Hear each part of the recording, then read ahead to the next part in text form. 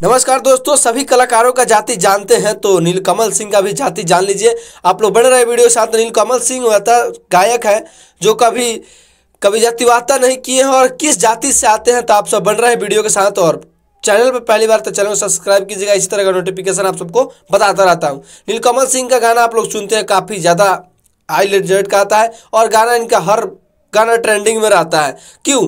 और ऐसा सुपरस्टार है, कभी गाना को प्रमोशन तक नहीं करते हैं, इनका गाना ऑटोमेटिक बजता है और सारे वायरल होते हैं। जानेंगे इस वीडियो में नीलकमल सिंह किस जाति से आते हैं। तमाम सारे कलाकारों का जाति हम लोग जानते हैं, नीलकमल सिंह का भी जाति हमने सर्च करके और खुलासा कर दिया है और आप सब जानेंगे इस वीडियो में। आप सबको बता दूं, नीलकमल सिंह जी पे जब 2019 में अक्षय सिंह ने जब कोर्ट में जब केस किया था तो इसके द्वारा निकल के सामने आया था नीलकमल सिंह। नीलकमल सिंह जी पे जब कार्रवाई शुरू की गई तो नीलकमल सिंह जी कुशवाहा जाति से आते हैं, जो आप बहुत से छोटे से परिवार से उभरते हुए चर्चे करके आए हैं कलाकार का।